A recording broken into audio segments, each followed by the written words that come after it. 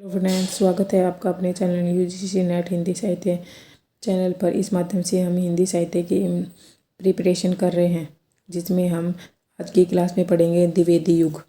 द्विवेदी युग की समय सीमा है 1900 से 1918 ईस्वी। उसके बाद है द्विवेदी युग की विशेषताएं। द्विवेदी युग का जो नामकरण था वो महावीर प्रसाद द्विवेदी के नाम पर ही किया था, और आचार्य रामचंद्र शुक्ल ने द्विवेदी युग का जो काल निर्धारण था वो किया था 1893 से 1918 ईस्वी।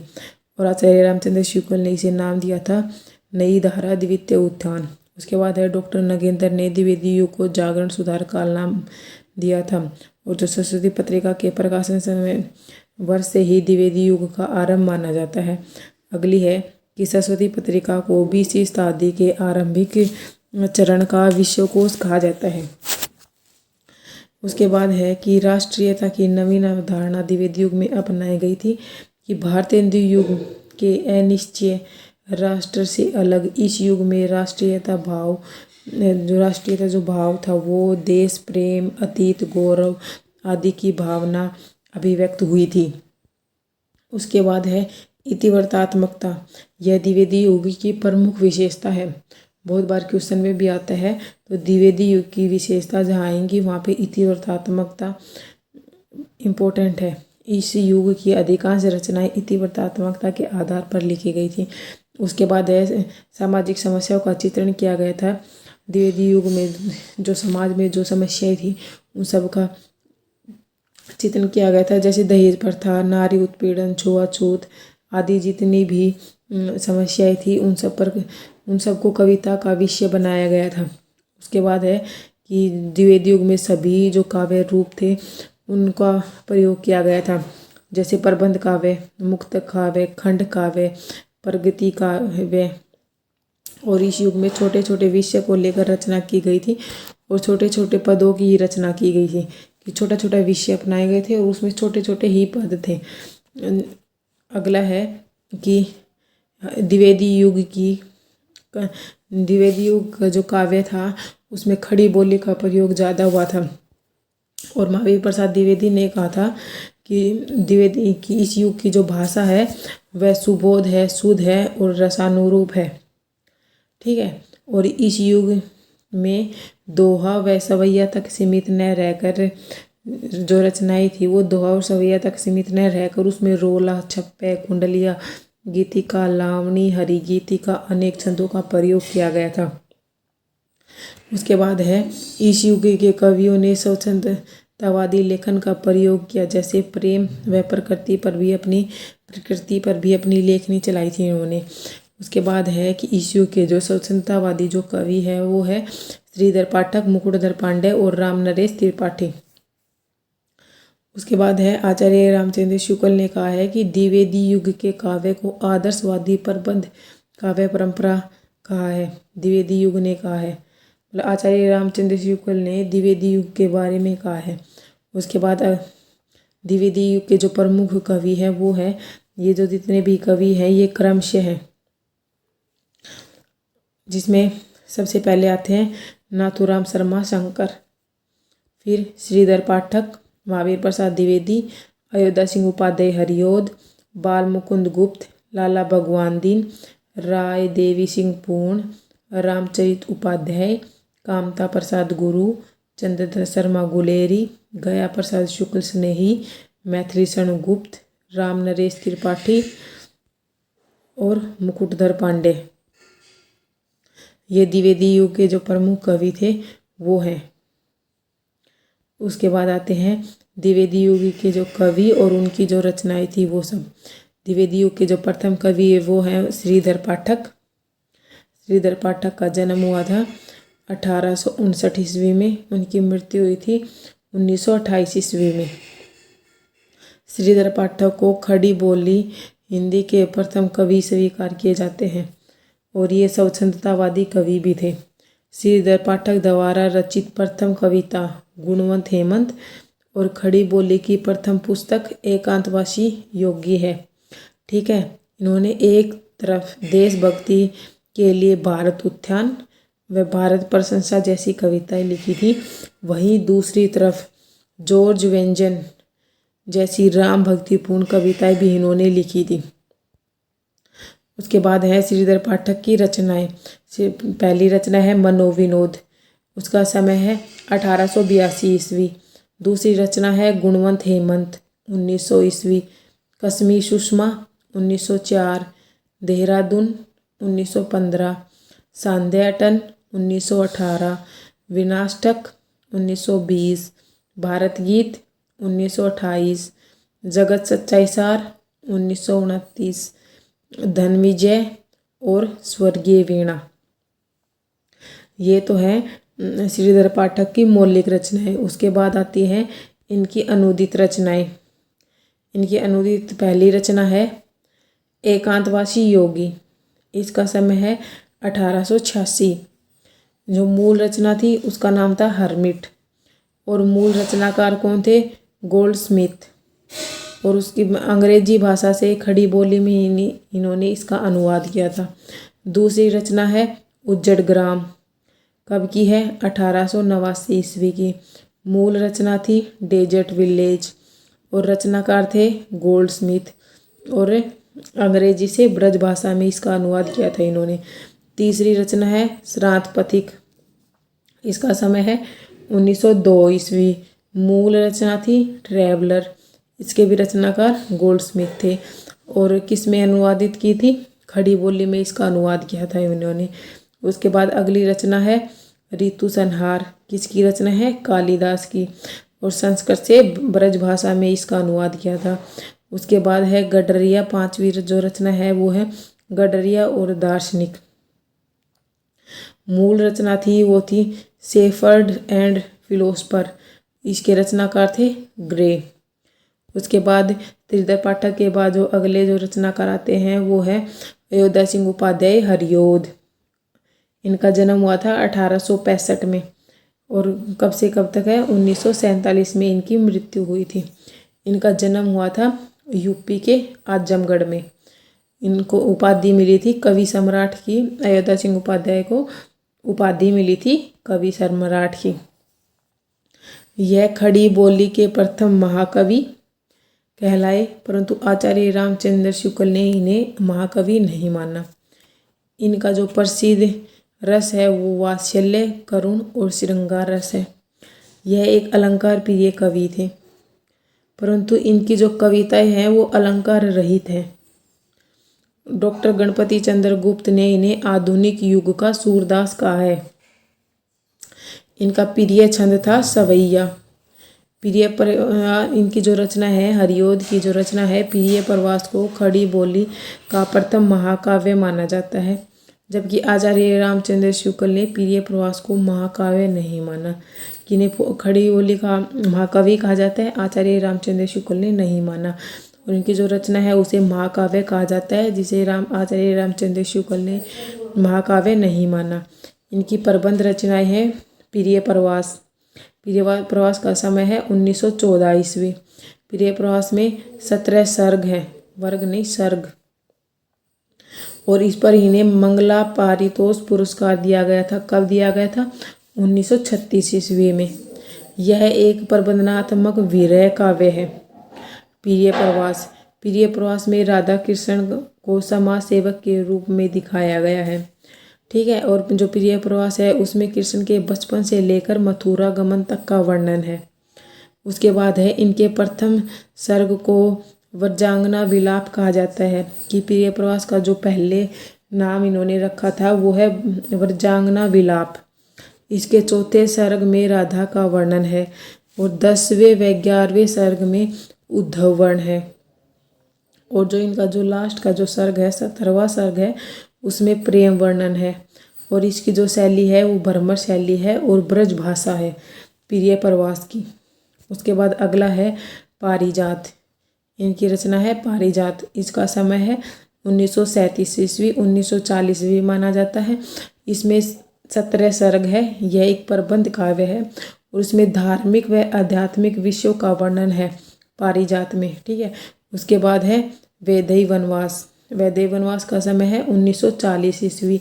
यह वाल्मीकि रामायण पर आधारित है। इसमें 18 सर्ग है, और इसमें राम व सीता के वनवास का वर्णन है। इसकी जो बोली है वो खड़ी बोली है।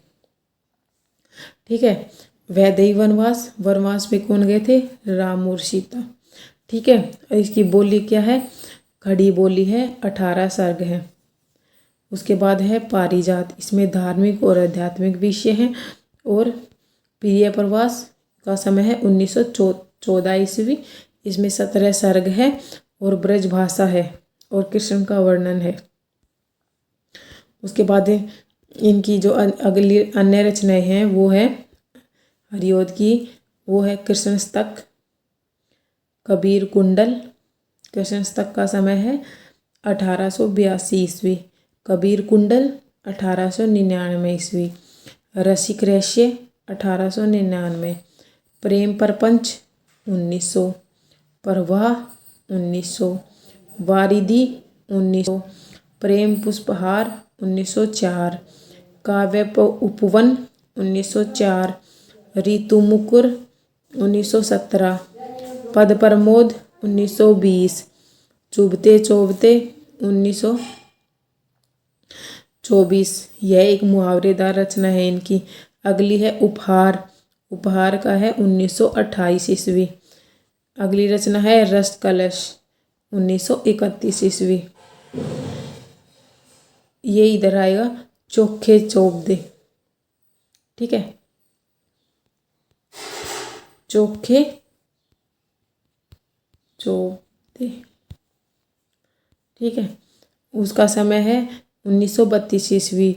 फूल पत्ते 1935 ईस्वी, कल्पलता 1937, ग्राम गीत 1938, दिव्या दोहावली 1946, हरिऔध सतसई 1947, मर्म स्पर्श 1956, आँख का आंसू और आरी गीत और कोयल।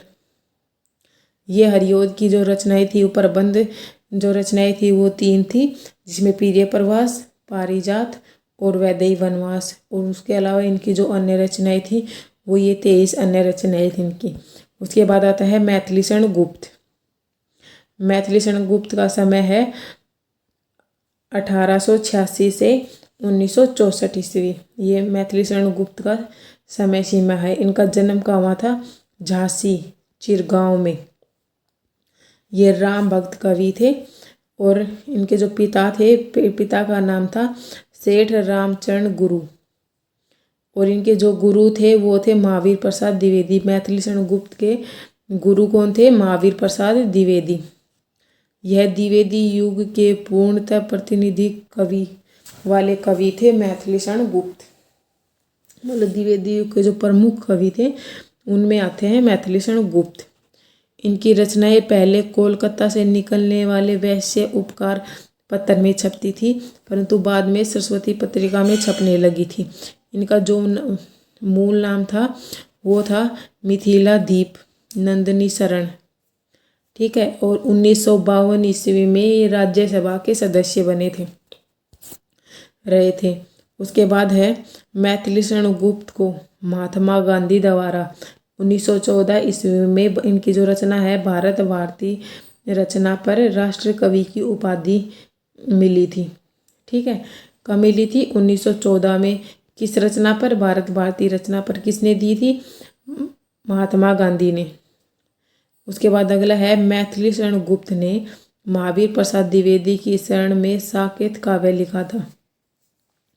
ठीक है, अगला है मैथिलीषण गुप्त ने नारी उदार पर विशेष उसके बाद है मैथिलीषण नारी उदार पर विशेष बल दिया था। और मैथिलीषण गुप्त ने 1950 में पहली कविता हेमंत लिखी थी। 50 नहीं आएगा, सॉरी 10 है।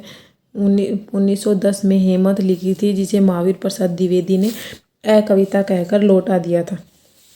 उसके बाद है इनका प्रथम काव्य संग्रह रंग में भंग 1909 ईस्वी में रचा, जो कि राजपूती आन बान पर आधारित था। ठीक है, उसके बाद है मैथिलीषण गुप्त रसिक उपनाम से ब्रज भाषा में कविताएं करते थे तथा मधुप उपनाम से बंगला भाषा की रचनाएं करते थे। हिंदी काव्य में रामचरितमानस के बाद साकेत को राम काव्य परंपरा का दूसरा स्तंभ माना जाता है। उसके बाद मैथिली शरण गुप्त की रचनाएं हैं। पहली रचना है हेमंत। हेमंत का समय है 1905 ईस्वी। ठीक है। दूसरी है रंग में भंग 1909, जयद्रथ वध 1910, भारत भारती 1912, शकुंतला 1914, तिलोत्तमा 1915, चंद्रहास 1916, किसान 1917, पंचवटी 1925, आरस 1925, त्रिपतगा 1927, हिंदू 1927, गुरुकुल 1928, झनकार 1929, साकेत 1931, यशोधरा 1932, द्वापर 1936, उच्छ्वास 1936, नहुस 1940, विश्ववेदना 1942, काबा और करबला 1946, पृथ्वीपुत्र 1950, जय भारत 1952, विष्णुप्रिया प्रिया 1957, रत्नावली 1960, राष्ट्रवीणा 1968। उसके बाद है मैथिली शरण गुप्त की अनुदित काव्य, जिसमें है पलासी का युद्ध, इसका समय है 1914, मेघनाथ वध 1927, वृत्र संहार 1938 और वृहिणी व्रजांगना। ठीक है। और संस्कृत से हिंदी में इन्होंने अनुवादित की थी, वो रचना है प्रतिमा, अभिषेक, अविमारक और सौपन वासुदत्ता। उनके जो महाकाव्य हैं वो है साकेत और जय भारत, ये इनके दो महाकाव्य हैं। और खंड काव्य है द्वापर, जिसका समय है 1936, शक्ति 1927, नहुस 1940। और ये इनकी जो रचना है पुराण आधारित खंड काव्य है। ये जो तीनों का इनके जो खंड काव्य है पुराण पर आधारित हैं, द्वापर, शक्ति और नहुस। ठीक है। और जो पंचवटी है वो 1925 रामायण पर आधारित खंड काव्य है इनका पंचवटी। ये तीन तो पुराण पर आधारित है, पंचवटी रामायण पर आधारित है, ये इनके खंड काव्य हैं। उसके बाद है महाभारत पर आधारित इनके खंड काव्य हैं, वो है हिडिंबा 1950, वन वैभव 1940, जयद्रथ वध 1910, विपथगा 1927। ऐतिहासिक खंड काव्य है रंग में भंग 1909 और सिद्धराज 1936।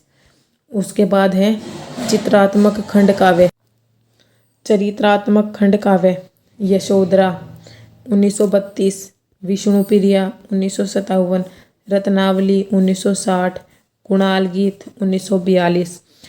उसके बाद है इनके मुक्तक काव्य, उच्छ्वास 1936, मंगलहार 1937,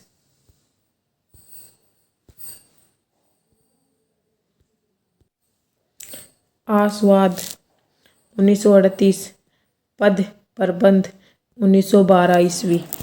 उसके बाद है भारत भारती, इनकी जो रचना थी उससे संबंधित कुछ महत्वपूर्ण तथ्य हैं, उनको हम देखेंगे कि भारत भारती की जो कथा वस्तु है वह 3 भागों में बटी हुई है।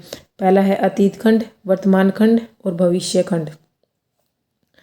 उसके बाद है भारत भारती जो रचना है उस पे मुसद्देहाली तथा ब्रजमोहन के सहलेखन में लिखित भारत दर्पण का प्रभाव है। ये शहर नहीं है, सहलेखन में लिखित भारत दर्पण का प्रभाव पाया जाता है। ठीक है। उसके बाद है कि गुप्त जी ने भारत भारती के पहले संस्करण के प्रस्ताव में लिखा है कि संसार में ऐसा कोई काम नहीं जो सचमुच उद्योग से ना हो सके, परंतु उद्योग से उत्साह की आवश्यकता है और इसी उत्साह को उत्तेजित करने के लिए कविता एक उत्तम साधन है। दूसरा इनका कथन है कि मेरा विश्वास है कि हमारी बुराइयों की तीव्र आलोचना न होगी, तब तक हमारा ध्यान उनको दूर करने की ओर समुचित रीति से आकृष्ट न होगा। भारत भारती के संबंध में बच्चन सिंह का कथन है कि हिंदी भाषा भाषी क्षेत्र में इतना व्यापक स्तर राष्ट्रीय सांस्कृतिक चेतना को जगाने का काम अकेले भारत भारती ने किया है, उतना अन्य पुस्तकों ने मिलकर भी नहीं किया। उसके बाद है साकेत। गुप्त जी का यह लेख रविंद्रनाथ टैगोर के लेख काव्य उपेक्षिता से प्रभावित है। और साकेत शब्द पाली भाषा का शब्द है जिसका अर्थ है अयोध्या। और इनकी जो रचना है साकेत, उसमें 12 सर्ग हैं। ठीक है। और साकेत को डॉक्टर नगेंद्र ने जनवादी काव्य कहा है। आचार्य रामचंद्र शुक्ल ने इन्हें सामंजस्यवादी काव्य कहा है। और इस ग्रंथ में उर्मिला प्रधान विषय है साकेत में, और इसका जो नायक है वह लक्ष्मण है। और इस ग्रंथ में वियोग के साथ साथ धैर्य भी प्रमुख गुण दिखाया गया है। ठीक है, मतलब उर्मिला और लक्ष्मण का जो वियोग भी दिखाया गया है और उसके साथ साथ धैर्य भी दिखाया गया है। ठीक है। अब इनके जो काव्य है वो किस किस पर आधारित है, वो है यशोधरा। इनका जो रचना है यशोधरा वो गौतम बुद्ध के गृह त्याग की घटना पर आधारित है। उसके बाद है जय भारत, प्राचीन भारत की हिंदू संस्कृति का स्वच्छंद दर्पण है। इनकी रचना जय भारत। विष्णुप्रिया इनकी रचना चैतन्य महाप्रभु की पत्नी को आधार बनाकर लिखी गई है। ठीक है। उसके बाद इनकी रचना है जैनी काव्य। ये कार्ल मार्क्स की पुत्री जैनी पर लिखा गया है। अर्जुन विसर्जन मुस्लिम संस्कृति पर आधारित है। ये अर्जुन नहीं है, अर्जुन विसर्जन। और गुप्त जी ने श्याम को कौटुंबिक कवि मात्र कहा है। ठीक है। श्याम को नहीं आएगा, श्याम को कौटुंबिक कवि मात्र कहा है। और गुप्त जी को हरिगीति का छंद का बादशाह कहा जाता है। उसके बाद है अगले रचनाकार। अगले जो कवि हैं द्विवेदी युग के, वो है महावीर प्रसाद द्विवेदी। महावीर प्रसाद द्विवेदी का जन्म हुआ था 1864 में और इनकी समय सीमा है 1864 से 1938। इनका जन्म कहाँ हुआ था? दौलतपुर गांव, रायबरेली में।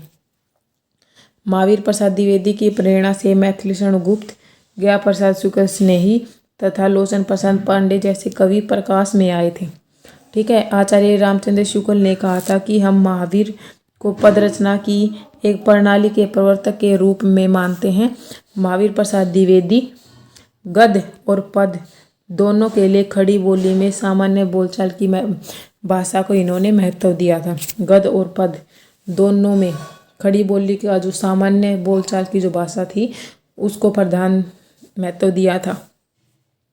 ठीक है। महावीर प्रसाद द्विवेदी के ग्रंथों की संख्या लगभग 80 मानी जाती है, जिसमें इनके एक है सर्गो नरक ठिकाना नाही, प्रसिद्ध कविता है ये सर्गो नरक ठिकाना नाही।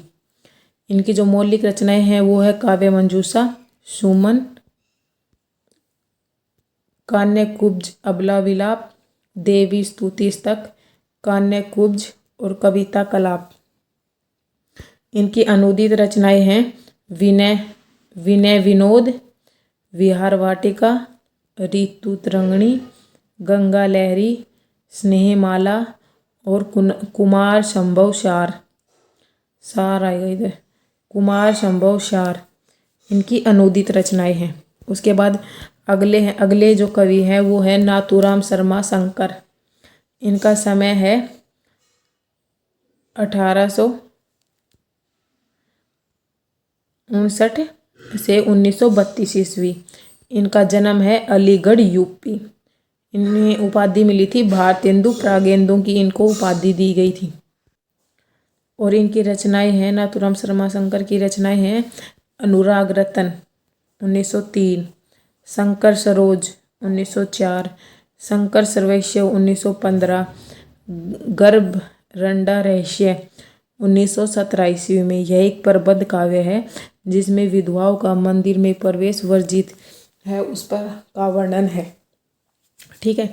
नाथूराम शर्मा शंकर की उपाधि भारतेंदु प्रागेंदु, और इनकी जो रचना है गर्भ रंडा रहस्य, यह प्रमुख है, बहुत बार आता है। यह प्रबंध काव्य है और इसमें विधवाओं का मंदिर में प्रवेश वर्जित है उस पर उसका वर्णन है। उसके बाद अगले कवि आते हैं लाला भगवान दीन। इनका समय है 1866 से 1930 ईस्वी।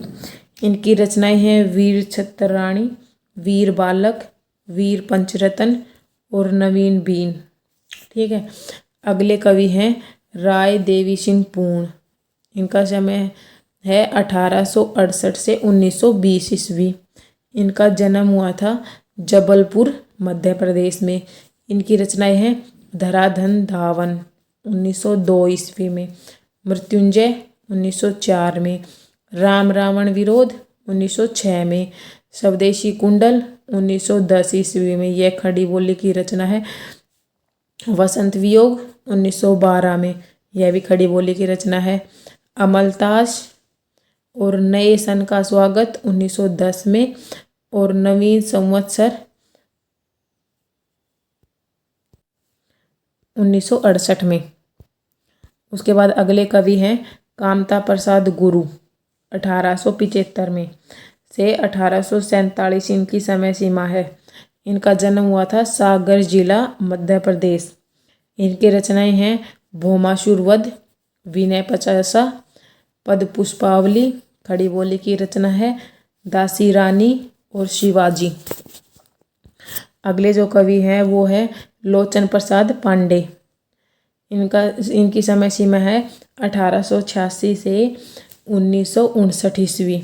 इनकी रचनाएं हैं प्रवासी, मेवाड़ गाथा, महानदी, नीति कविता, पद पुष्पांजलि और मृग दुख मोचन। ये इनकी रचनाएं हैं लोचन प्रसाद पांडे की।